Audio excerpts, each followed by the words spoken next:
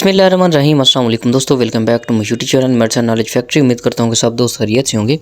दोस्तों आज हम बात करेंगे हिस्टैलिस टैबलेट्स के बारे में कि इनके किन कंडीशंस के अंदर इस्तेमाल करवाया जाता है, इसकी साइड इफेक्ट क्या हो सकते हैं, डोजेज क्या है, कंट्राइंडिकेशंस क्या हैं, तमाम चीज़ें डिस्कस करेंगे।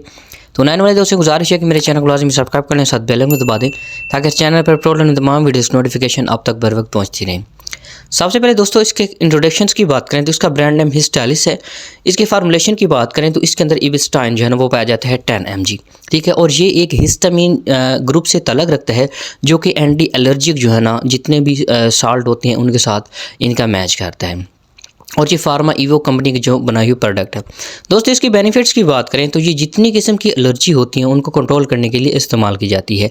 जैसे कि अक्सर लोगों के मौसम की चेंजिंग की वजह से नाक में एलर्जी, नज़ला, ज़ुकाम, छींकें आना, गले में एलर्जी, ठीक है, और खांसी का लग जाना, ठीक है।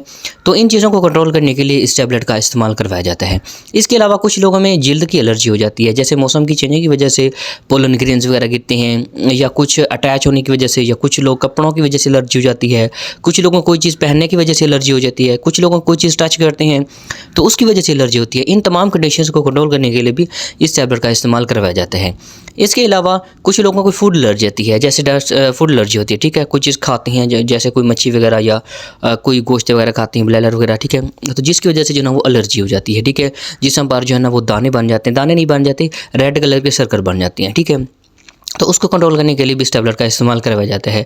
कुछ लोगों के अंदर डस्ट एलर्जी होती है, जैसे गिरदो गुबार की वजह से जो ना वो एलर्जी वगैरह शुरू हो जाती है, ठीक है। जिसम पर जो ना खारिश वगैरह शुरू हो जाती है, तो इस कंडीशंस के अंदर क्या भी इसका इस्तेमाल करवाया जाता है। इसके अलावा जितने भी जल्द की एलर्जी होती है, जिसमें दाने निकल आना, फोड़े निकल आना, रेड कलर के जो है रैशेस वगैरह बन जाती हैं, ठीक है, गोल सर्कल वगैरह बन जाते हैं, राउंड वाउंड जिसे, तो इन तमाम चीज़ों को कंट्रोल करने के लिए इस टैबलेट का जो है वो इस्तेमाल करवाया जाता है, ठीक है। तो इसके साइड इफेक्ट की बात करें तो साइड इफेक्ट में आपको उल्टी वगैरह हो सकती है, मतली हो सकती है। इसके जो ना लेने से नींद वगैरह इतनी ज़्यादा नहीं आती है एविस्टाइन के, ठीक है। जो सिट्राजीन होती है उससे ज़्यादा आती है, इससे इतनी ज़्यादा नींद वगैरह नहीं आती, ठीक है। तो पेट में दर्द हो सकता है, ठीक है। अगर इसके डोजेज की बात करें तो ये एक टैबलेट आप रोज़ाना की भी इस्तेमाल कर सकते हैं या सुबह शाम भी इस्तेमाल कर सकते हैं, लेकिन बेहतर यही है कि अपने डॉक्टर के रिकमेंडेशन के मुताबिक जाने इसको इस्तेमाल करें।